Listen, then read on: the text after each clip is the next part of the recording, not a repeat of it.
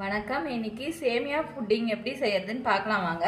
அதுக்கு 250 கிராம் அளவுக்கு சேமியா எடுத்து வச்சிருக்கேன். 100 கிராம் அளவுக்கு சர்க்கரை, 2 டீஸ்பூன் அளவுக்கு கஸ்டர்ட் பவுடர், 10 பாதாம பொடிச்சு வச்சிருக்கேன், அரை டீஸ்பூன் அளவுக்கு ஏலக்காய் தூள், 20 திராட்சை, 6 முந்திரிய பொடியா கட் பண்ணி வச்சிருக்கேன். 3 டீஸ்பூன் அளவுக்கு நெய் சேர்த்துக்கலாம்.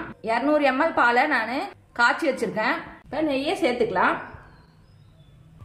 நெய் சூடான உடனே பாதாம் சேர்த்துக்கிறேன்.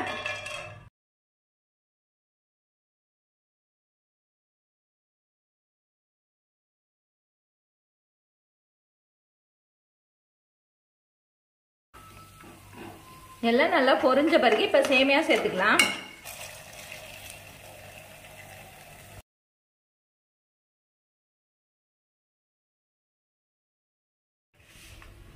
சேமியா சேர்த்துட்டு மிதமான சூட்லயே வறுத்துக்குங்க. இப்ப சர்க்கரை சேர்த்துக்கலாம்.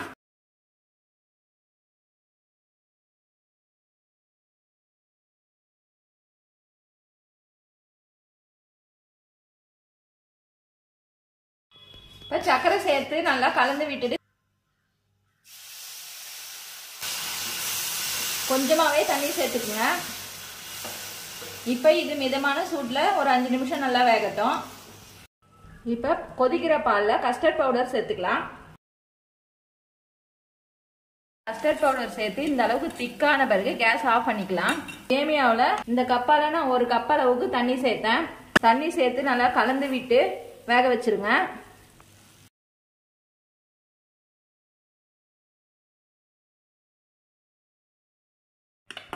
இப்போ ஒரு லேயர் மட்டும் நான் கஸ்டர்ட் மில்க் ஊற்றிக்கிறேன்.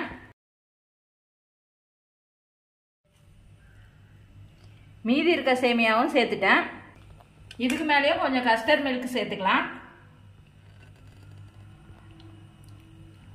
இது மேலேயும் கொஞ்சம் முந்திரியும் பாதாமும் கட் பண்ணி சேர்த்துக்கலாம். ஒரு நல்லா 10 நிமிஷத்துக்கு நல்லா ஆறட்டும். இதை நீங்கள் ஃப்ரிட்ஜில் வச்சு கூட சாப்பிடலாம்.